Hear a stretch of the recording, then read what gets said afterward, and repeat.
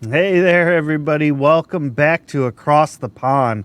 As you can see, my green screen is being terrible today and hates me. It's probably because you can't really tell, but this is a green shirt, so I'm probably confusing the holy jeepers out of it. But here we are again, bringing you the wonderful world of Dungeons and Dragons in our homebrew campaign here. As you can see, I have many amazing players who are here to chat and figure out, more about the world and more about themselves. Dun dun dun. But before we get into recaps and all that good stuff, we have just a couple of announcements that we're going to do real quick. So first off, I would like to say thank you very much to our new followers, Dances with Puppies, Whoop the Real Liz, Obey a Raven, and Crystal Nicole Paints.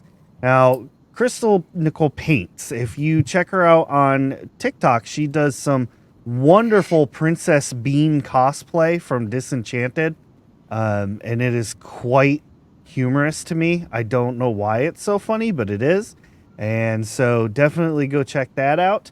And then real quick, since two of our players are not here, I'm going to do a little plug for them. This is an amazing Dungeons & Dragons journal, one of many that you can get. If you open it up, you've got character sheets inside, like lots of room for notes, just all kinds of good stuff. There's like 50 pages or so of empty space waiting for you to fill with your character stuff. There are many designs. You can check them out on Amazon. They are the Tabletop Tavern. They are also on TikTok. Here's their logo. Make sure to get on there, check it out, like, follow, all that good stuff, and buy a bunch of journals from Amazon. Now, finally, last but not least, we have Sadie, who's going to do a little plug for herself. So I'm going to turn it over to you. All right, thanks. So if y'all don't know me, I'm Sadie. I'm a graphic designer, illustrator, and I'm opening up commissions. You can go to sadiepasley.com/illustrations to see some of my work. I'll put that in the chat. I'm also running paid D&D games through startplaying.games. You can find my page at startplaying.games/GM/Sadie. I'll put that in the chat as well. So thank y'all so much. Awesome. Possum. Sounds great. Definitely check out Halfling Haven on TikTok as well. I mean, that personally, I am scared of the imaginary children in that daycare. they frighten me to my core. It's like that primal fear you've managed to strike on. Like there's something up with them. And thank you to Tofu, who is throwing out shout outs in our chat. That is another wonderful feature of the Goat Gaming Syndicate is that if you are a follower, you can join along in the chat and everything. We've got emotes and we've got fun little things that you can do to interact with the story from a behind the scenes kind of way. Like you can make dice rolls and you can spend points to make people draw from a deck of many things and gain like 15 levels. Stuff like that. Little things, just minor adjustments to the game. So thank you all for joining us. And without further ado, we are going to do a quick recap and get this going. Now, when we last left our intrepid heroes, they were in the bar. Still, they never left. The storm was going outside, making a mess of things, making things rainy and gross. And a cloaked figure, a cloaked tiefling female, stumbled into the tavern and fell unconscious on the floor. Acting quickly, you were able to get her into a room, get her in bed, all bandaged up and recovered. And it's dawn. It's still raining outside. The three characters of Ruix, Nova, and Corsil are up and about. The hairy nipples did not knock them down this time, so they're up and about. They're active. It seems Eodin and Layla needed a little extra rest, so they're still in their rooms. However, the three of you are awake, and Moira is awake. And she is sitting at a table, just looking over a few scrolls and notes and trying her best to eat what little bit of breakfast she could scrounge up. And so we are going to open with that. The three of you are in the main room of the tavern with Moira.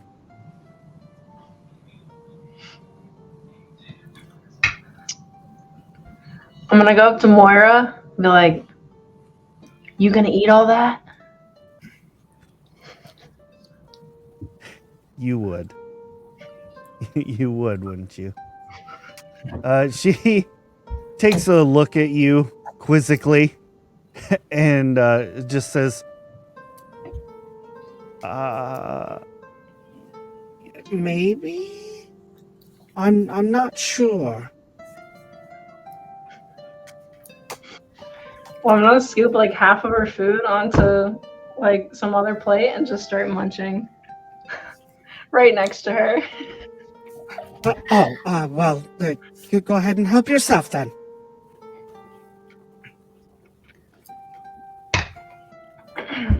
I will.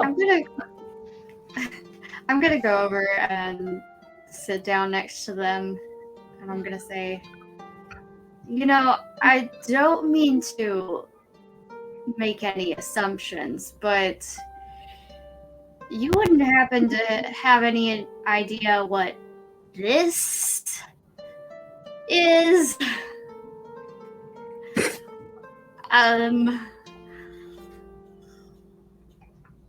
Indeed, I do. You do. Okay. It has been a while since I've seen you, Nova. Yeah. I mean, I don't look quite the same. What can you tell me about it? Well, a look like that, I can only assume, of course, that you seem to be disconnected from those that you were born to. Disconnected? Normally with those of your kind, they watch over you from on high. They usually speak to you in dreams and mysterious omens and things about you in the world, but sometimes it has been known to happen that those of your persuasion take a little fall and become something entirely different. Many embrace this and become dreadfully powerful evil characters. But there are some who manage to redeem themselves. My best guess is that you seem to have made a pact with some sort of powerful demon. Excuse me? I've made no such agreement, especially not with a demon. You have accepted nothing from a demon? No items, no favors? Favors? No. My friend did persuade Orcus to remove a curse from me, but surely not. Surely that would that count? Well, I am very, very sorry to be the one to have to tell you this, but your friend had nothing to do with any decision that Orcus made.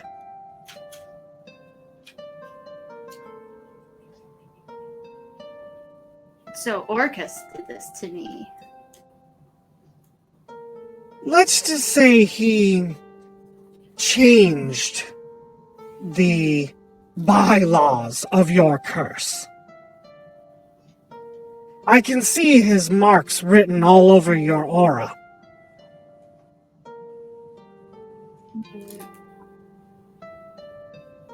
Is there any way to fix that?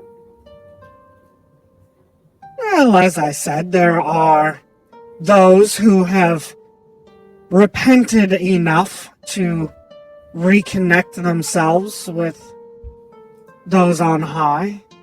It is possible to find a way to commune with them, but that often requires long and arduous quests. I mean, I'm not against a long and arduous quest, but I didn't do anything wrong.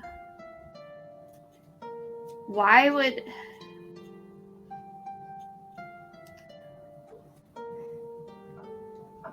would this come about if I didn't do anything wrong?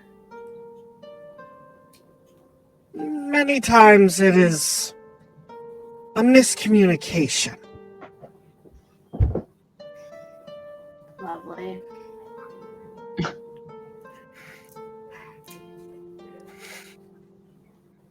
I guess I am know truly how sorry to- that this has happened to you. No, I believe you. I appreciate it. I guess I'm frustrated as all. As anyone would be in your position. Hmm. Self-sacrifice has often been regarded as one of the fastest ways to communicate with the angels. Like, are you talking about permanent or just like a noble deed? Well, I truly believe that is for you to decide. I see. I have Really? faith in you, though. You know what? I appreciate that. Ever since I've known you, you've been a very goal-oriented person. And I enjoy that about you, Nova. Well, if you don't know where you're going, then you're bound to go anywhere. Indeed. And I would dare say that for you, at this moment, glory means even more than it did before.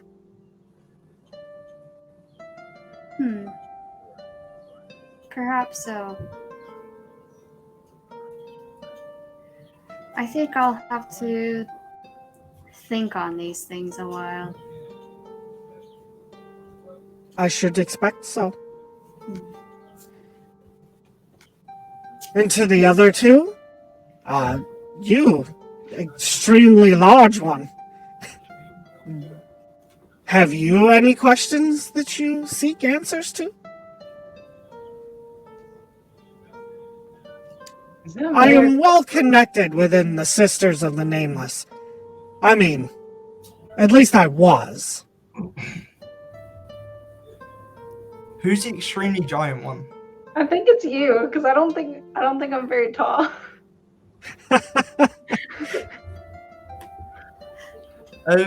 Well, I sort of sacrificed my arm, and does that mean I have the favor of angels as I just stand there stroking my knob? I'm not sure that angels care very much about lost body parts. However, I do get a sense about you that perhaps this was more trickery than anything else. Trickery from who? Well, if I had to take a guess at what I'm reading from your aura, It seems that you have come in close contact with a very powerful fey creature. Perhaps Yeah, a creature of the noble court itself in the Feywild. Is there a way to go to that court? To get to that court within this realm? Oh, yes, there are ways to get to every aspect of reality. The Feywild is probably one of the easier places to get to. I might need to go have a chat with this this person that took my arm then. Who took your arm? I thought you took your own arm. Well, we sort of made a deal, and it was a bit difficult to refuse. It was very threatening. Yes, so indeed you have made a deal with the Fae. I will say, reversing these kind of deals is nigh impossible. I just want a replacement arm, if I'm honest. No, that makes sense. It may be less dangerous if you just had someone affix a gauntlet or something. I don't know how many deals you wish to make with the Fae. I did have a spare hand, but it kind of ran off.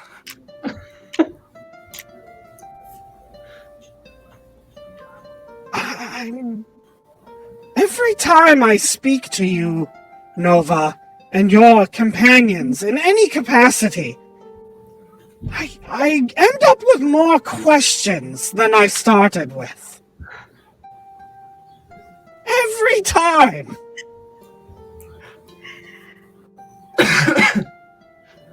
It does appear that we managed to get ourselves wrapped up in things far bigger and far more complicated than we understand. Have you ever considered sitting still? Where's the glory in that? That is fair.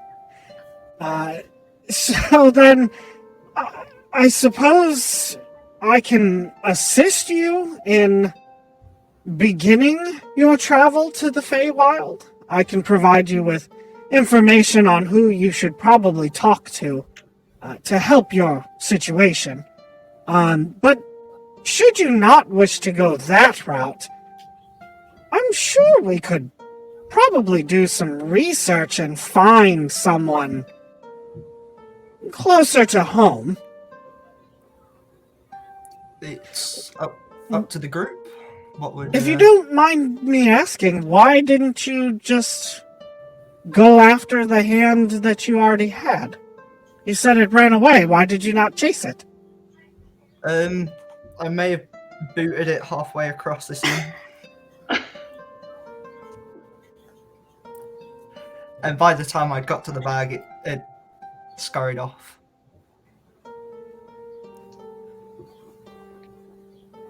There's that. I need to retire. This is out of control.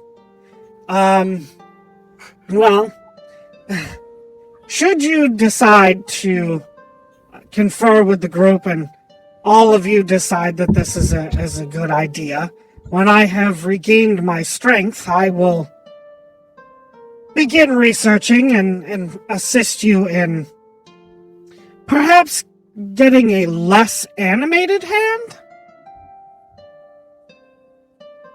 I'll take whatever help I can take at the minute. I appreciate that. Wonderful. I have many texts that's in my cart outside. If you'd be a dear and go fetch those for me, I'll begin as soon as I can. Yeah, I'll go grab them for you now.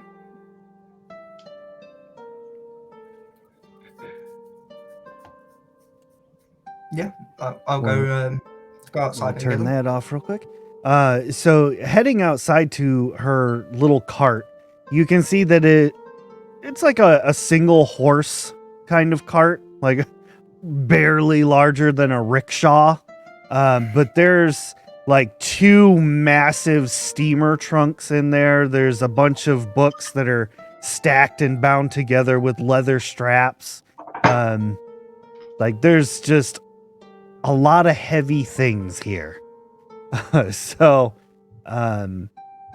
go ahead and make a strength check for me to carry things inside.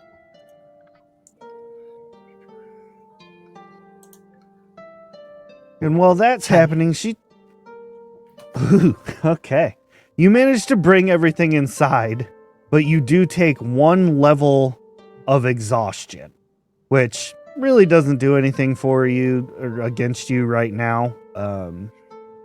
But as long as you rest before you run out on any kind of adventure, you'll be okay. But you managed to lug all of her stuff inside. Yeah, I'll just place that down and go sit and stroke my nub for a bit and relax by the fire. Awesome. So now she turns her attention to Ruix. And you, breakfast stealer? It was good, by the way. Thank you. Yes. It seems you know a whole lot. So if you could answer a few questions, that'd be wonderful. I will certainly try. Have you heard of a city called Grostrock? Indeed. It is a city of giants far to the north, hidden deep within the mountains. Have you heard of a moon elf smelling of sunflowers there?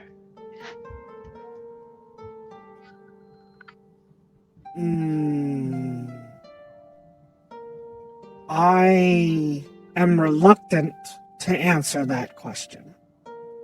Especially to someone who steals breakfast Well, and then asks about very, very important people. you didn't have a definitive answer, to be fair. You said maybe. So, free game, right? But does that mean you've heard of a moon elf smelling of sunflowers there? Since you said they were important.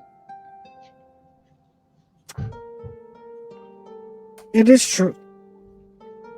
I do know of whom you speak. Do you know what she's doing there?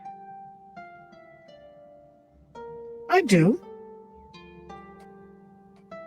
And what would that be?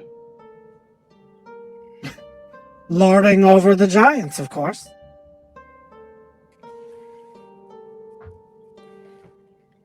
Lording over the giants? Indeed.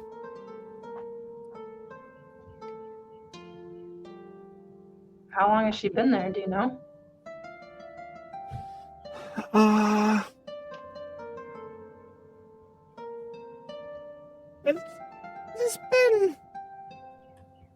It has been some time. Of course, it was not by choice that she was taken there.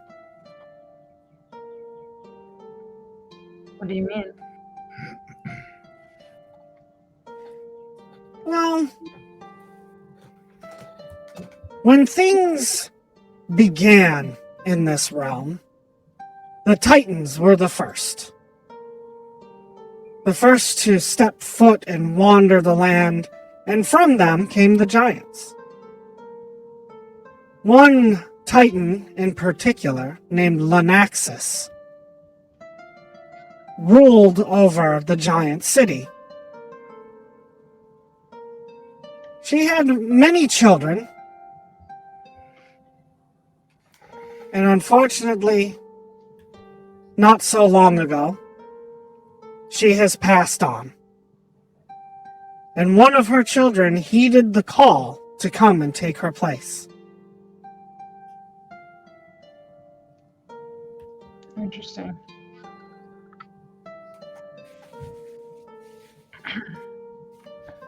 Do you happen to have a map? Possibly. There are no maps of anything north of the statues. Everything up there is wild and primal. Primordials still battle there, giants against giants. The Titans do the best that they can to keep the peace, let's call it. But peace in giant terms is a very fluid statement. I know that too well. Yes, I couldn't help but notice all of the giant corpses outside. Wasn't all me. Just one. But very interesting.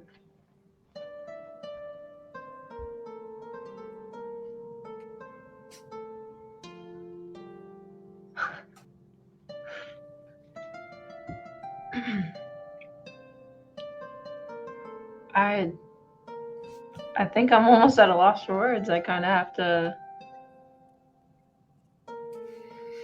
think on this. Just to fill you in, Corsel and Nova, I believe she speaks of my mother in the north.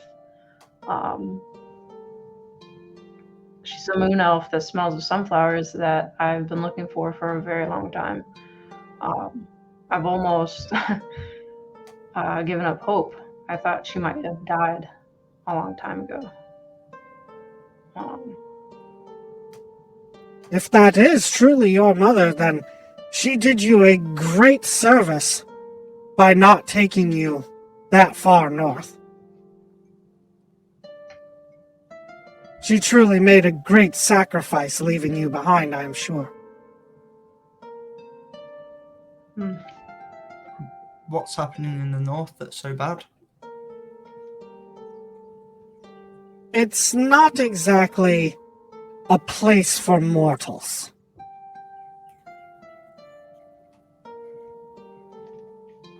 When this world was formed, it was nothing but primordial creatures, elements of fire and earth, and just all things fighting with each other in just constant combat. Until the brothers came.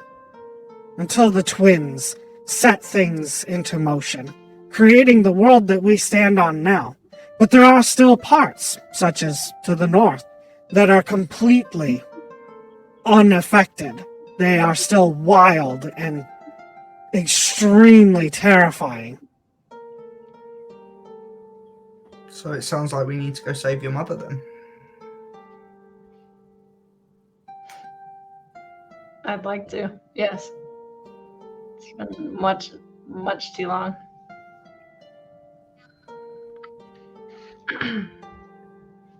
If you are planning to head into such a primitive and old, let's say old, area of the world, I would highly suggest that first you obtain protective items that will assist you in not dying instantly from certain things.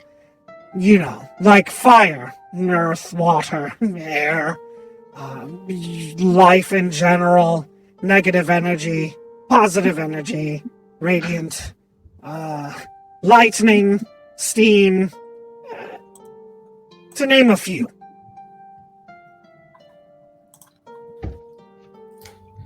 You trying to call me weak? I mean, not weak, but it seems you couldn't find your own breakfast. So, just offering some advice. I mean, unless you can become a elemental of fire, then I'm sure you'd be fine. Yeah, maybe not so much. Indeed. Another question.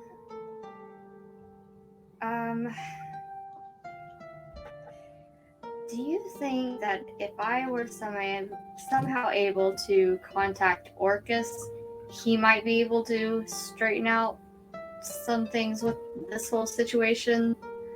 Or at least maybe have some more answers?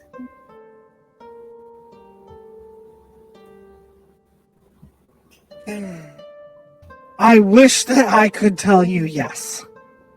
I really do. But Orcus is a schemer. He's a plotter. He will wait millennia if he has to. And unfortunately, these earthquakes that we've been experiencing is in direct connection to him. Somehow, and I have yet to figure it out. I'm doing the most research that I can, but there's missing pieces. But somehow Orcus has managed to get an artifact that was so powerful, he was able to trap Asmodeus within this artifact. And once he was out of the way, Orcus was able to become the ruler of the 9 hells. And now Orcus is coming to the material plane as quickly as he can, which is the earthquakes that we've been experiencing. Now, once I figure out what the artifact is and how he got a hold of it, I can try to come up with some kind of defense. But I'm at a loss. Right. See, it's my understanding, correct me if I'm wrong, that usually when these sorts of pacts are made, the person, wants something in exchange. But he hasn't contacted me or anything, so I'm not sure what he could want. That's a bit Orcus frightening, is to be honest. just a demon who loves to sow chaos. Just you feeling disconnected from your family and the sorrow and the pain that you are going through is quite literally all he needs to make the pact worthwhile for him. So we kill him. So, could these strange abilities that I've had recently be connected? Oh, it is no doubt an extension of Orcus's power, yes. I have no doubts about that. But if you are worried that using them brings you closer to him in some way, I do not believe that is true. The sisters, we have been in pact with the Nameless One since before I was born. And it seems like they really have no concern with the goings-ons of us small, impudent creatures. Their ego gets stroked oh so gently when we use their powers. Interesting. In regards to the sisters, we have come to rely on those powers so heavily that should they be taken away, we would be nothing. And I definitely think the Nameless One revels in that fact. That makes sense. More things to think about. Indeed. I'm sorry that I have presented you with more questions than answers, it seems. That is definitely not what I've been meaning to do.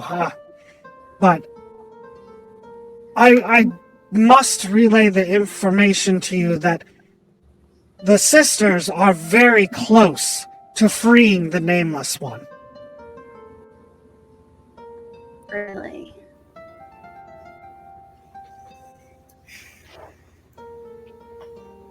I was cast out of the order because I actually believed in our friend Eoden. I thought And that do you perhaps... I do. I feel that perhaps there's something about him that he's willing to see beyond prejudices and actually wants to teach everyone the arcane arts. Yeah, I thought that I was a little bit naive and optimistic, but he takes it to a whole nother level. It's it's annoying, but it is infectious. Gotta give him that. Well, with the crystal dragon now destroyed, the only people who have the ability to even use arcane magic are those that are here in the world already. Once they are gone, arcane magic will be gone forever from this world. Hmm.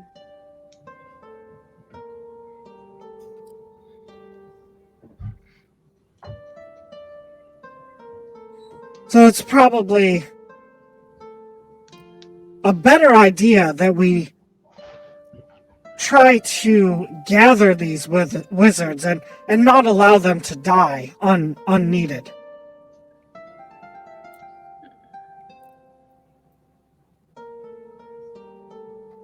True. You know, It seems that stabbing there are, them in the back and things like that. It seems that there are many paths in front of us. There always are, Nova. Paths upon paths that double back upon each other, cross, and stray away forever. But we always come back to the same point in the end.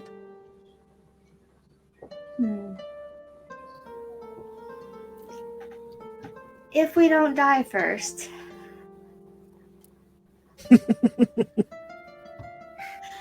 Death is but a beginning of another adventure, as I always say.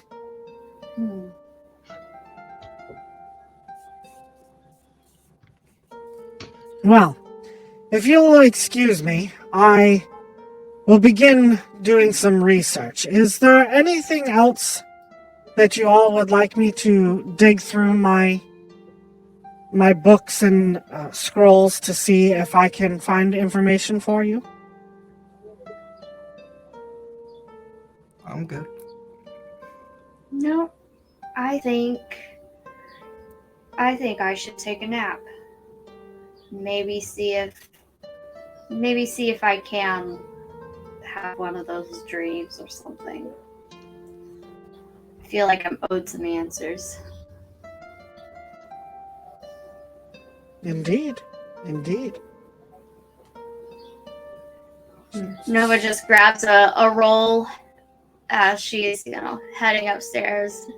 Just kind of scarfs it down.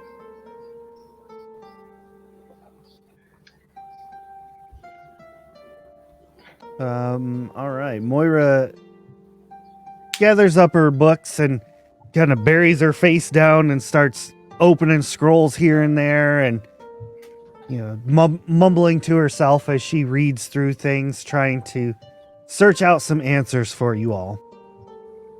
Nova, you head upstairs to your room. Ruix and Corsil, what are you two doing at this moment? I'm still just sat by the fire, just relaxing. Lefty comes over, plops down next to you. He's got a gigantic, homemade mug.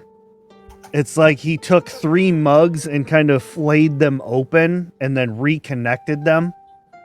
So it's like 3 mugs connected, and he just sits down.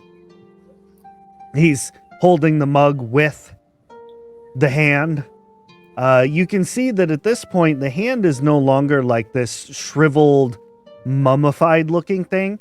It actually has all of its fingers back, and it looks more like a normal hand, but perhaps older than the person who has it attached to them, if that makes sense. So like Lefty's probably in his 50s or so, and the hand looks like that of like a 70-year-old. And so he sits down and takes a swig off of his mug. So,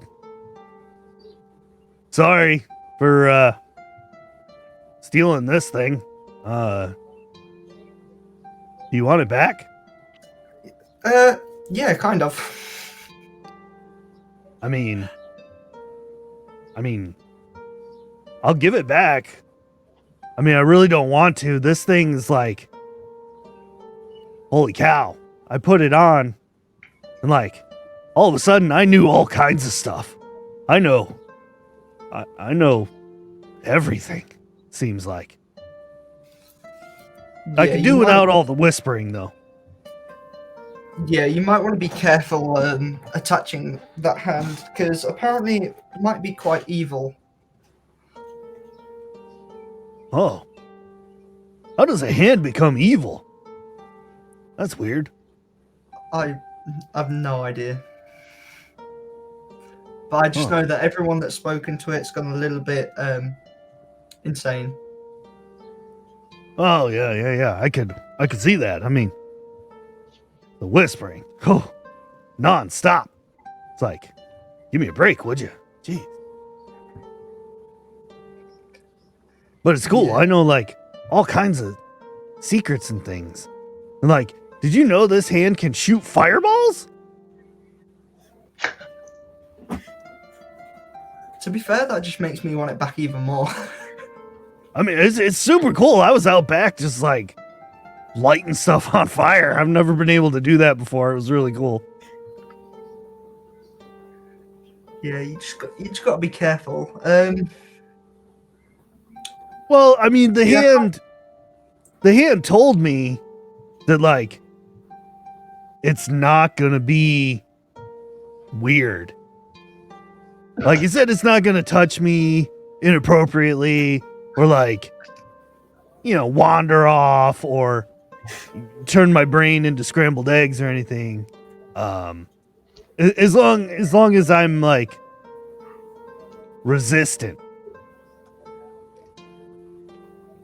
You can't always believe a wandering hand. Why not? Well, it's a wandering hand. I mean, I'd say it's that never- alone. It's never lied to me before.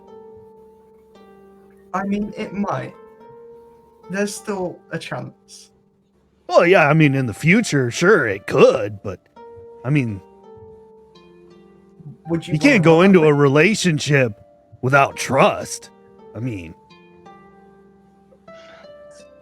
Okay, so you're telling me you just trust a hand that just sort of attached itself to you? man, I saw giants turn into rocks. I seen a celestial goat smash my leader into outer space. This hand is like the mildest thing that's ever happened. I mean, I saw you zone out and like lop your own hand off at the forearm even. I was like, yo, look at this dude. he's partying hard, man. Like, whew. So, Yeah, that was a weird day. all right, that's fair. That's fair. I mean, I've had those before. Never cut my own arm off, but to each their own, you know. What happened to your original hand that you lost? I don't know how to answer that. I don't know what happened to it. Okay. Or do you mean how did I lose it? Yeah. Yeah. Okay. All right. Now that makes sense. Well, you see, it was a horrific catapult accident.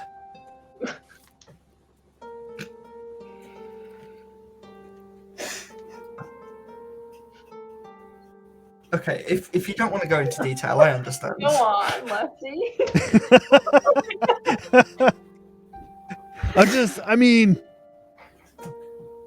I don't know if you know this about catapults, but they've got a lot of moving parts. And, like, they move quickly. And I'm not a fast dude. And so, like, neither was my hand. Next thing I know, my hand is flying through space. So there's that. Wonder whatever happened to that hand. That was a good hand. Did you never try and go look for it? Man, if you had seen how far this thing went, I was both proud and mortified. I was like, yo, look at it go, man. Like, that thing is, whoa. And then I was like, oh, but that's my hand.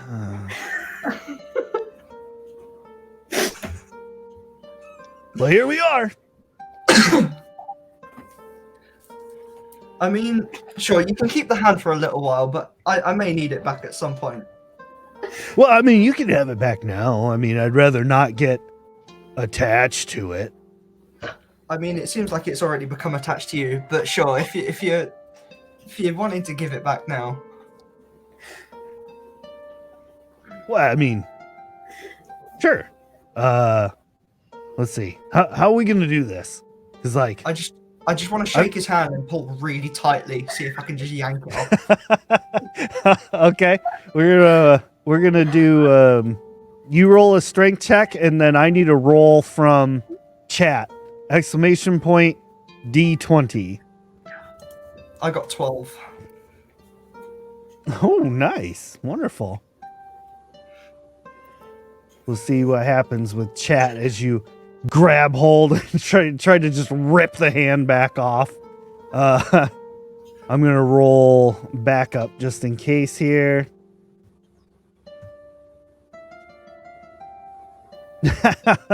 So you grab hold, just pull for all you're worth, and Lefty, like, comes out of his chair and falls on top of you.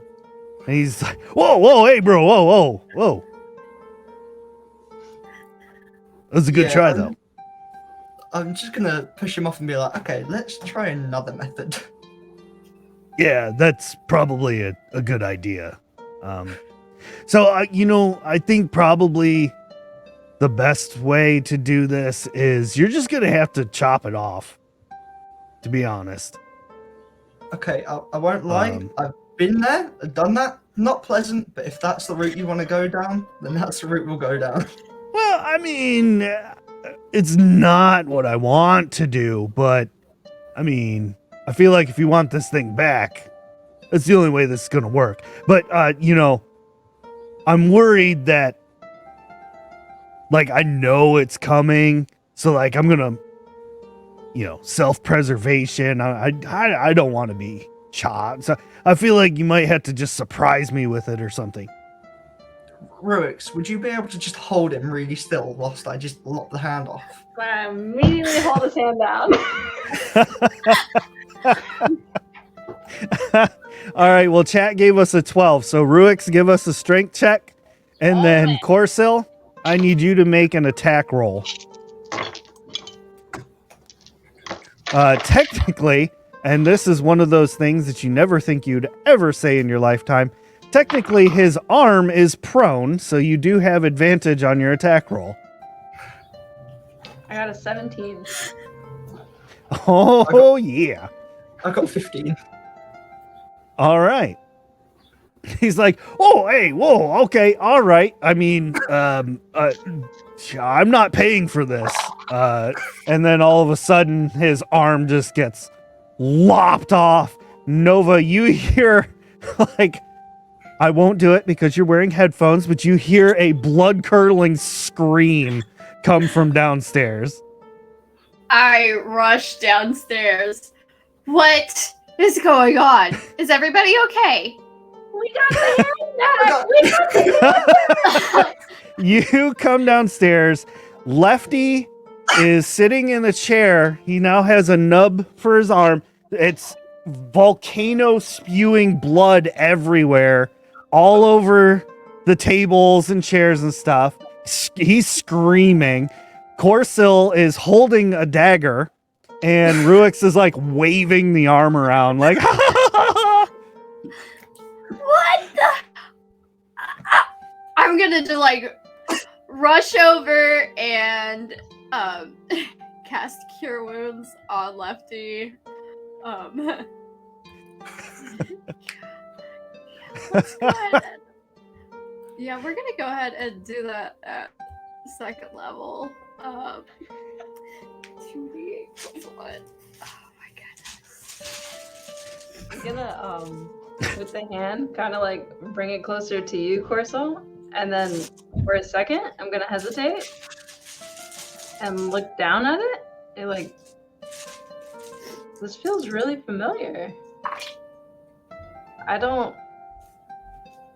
getting like really, really bad vibes with this, but it's almost like, I don't know. It's like in a past life I've come across something like this. I don't know. But for a brief moment, Ruix, you just like teleported mentally to some far off place, and you are seeing through the eyes of like yourself, and all you're looking at is what can only be described as Gandalf with a lightsaber. And this hand that you're holding is like pointed out towards you, and as a heat wave of fireball just envelopes your body, you snap back. I'm gonna You can immediately still take, smell the sulfur. yeah, I'm gonna immediately take like like one of my satchels or bags or whatever and just put the hand in it and tie it back up like real hard. And like I've this evil or whatever it is, I've met it before. I don't want anything to do with it, and I'm gonna hand it over to Corso, but just be careful. Don't betray us like you did before. What I'll do is I'll take the hand and put it in my satchel that it was in before, just to double bag it, just to make sure it's secure. And I'm gonna, Rix, what happened? Are you okay? What did you see? In a past life, it's what I remember from the flashback. You were, maybe not you, but the person that the hand was attached to, they were my friend, and they betrayed us. They betrayed the whole party. Yeah, that's why I kept it in the bag in the first place. It's just sort of, I don't trust it. The person it belonged to tried to kill me as well, so I know what it's like to be betrayed by the hand. Oof. I'm definitely gonna need a clip of Nova's face right now.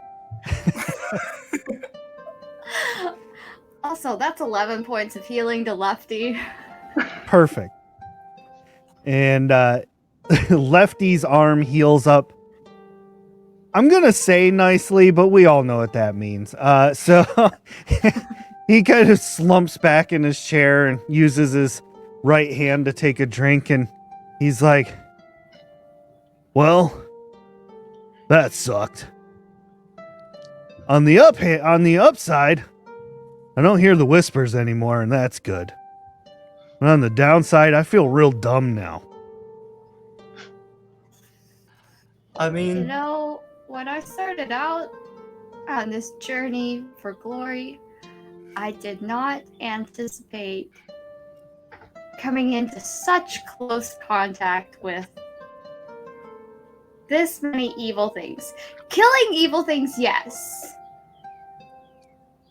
This mess, no.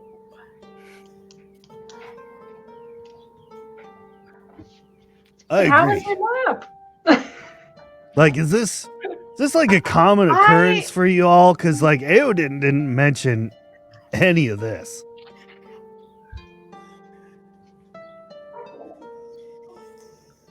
Well, Aoden sees the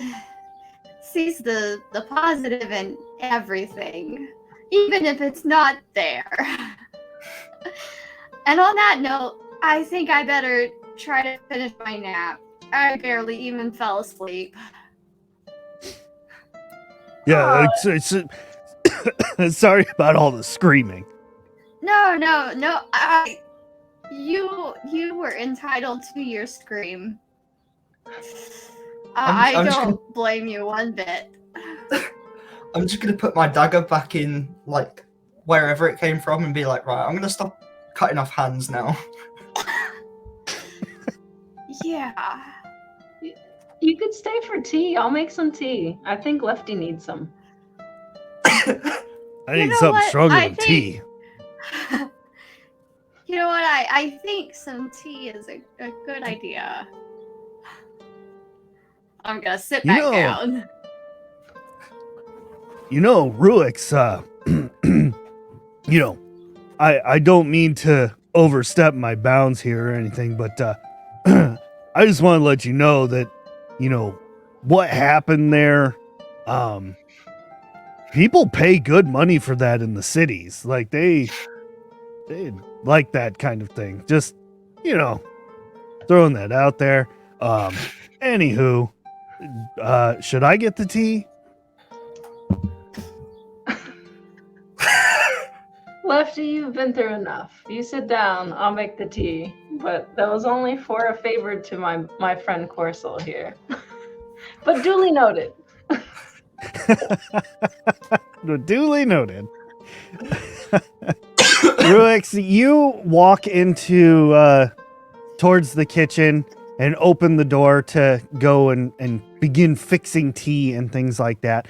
And when you do, a immense bright white light just like rolls out of the kitchen as if it's like alive, and it completely covers all three of you to where you are now standing in a completely open field of white.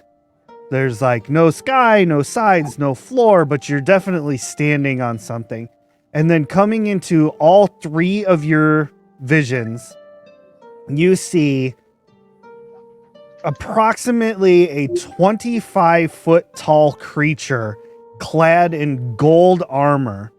It has 6 immaculate white feathered wings that come out of its back, and its skin is like a pure green.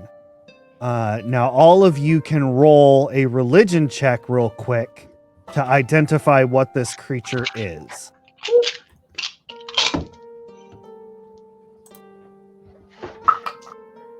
Oh, that's cocked. A 2. Nice. I'm gonna A 9. I'm gonna 15. step out for just one. Nova got a 9. Corso, what'd you get? 15. All right, so the two of you immediately know this thing as the highest order of all celestial beings. This is a solar. They are so good and so powerful that like even Orcus is afraid of them. They are considered like the best of the best angels to ever exist. And it kind of like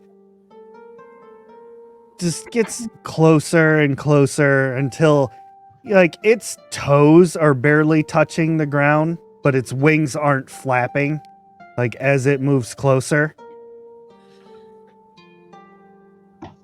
And it just looks down at you all with pure white eyes. What do you do? I'm just gonna look up and wave and be like, "What's happening?"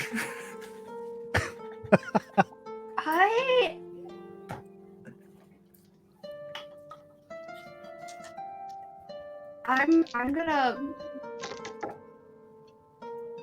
You know what? I'm just gonna. I'm not sure if this should be a wisdom save or a con save. Like, but I feel like Nova is probably just gonna be so overwhelmed. Well, she's just so overwhelmed. She just like kind of collapses, like to her knees. And it's just like.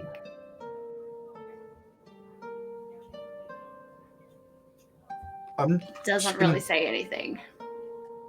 I'm just gonna pick Nova back up and be like, "Are you okay?" So, I don't recognize this thing, but what is it? It's laying on the ground? No. Sorry.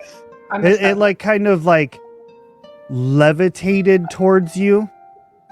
Like its wings are not flapping, but it is like floating towards you.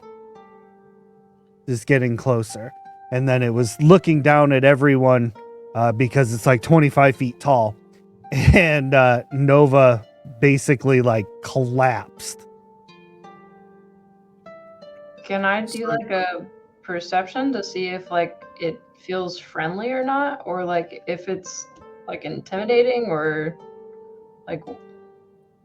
So like as thunder this flow thing kind of as this thing gets closer, you notice that it has a gigantic longsword at its side that is the blade itself is like on fire, but the fire doesn't appear to be hurting it at all. But it does not have it drawn. It's making no effort to like come at you hostilely. Like this seems neutral at best. I'm So, gonna Ruick- compose myself and start to walk forward in front of the group. When you do so, it comes down off of its toes to where it's standing flat-footed.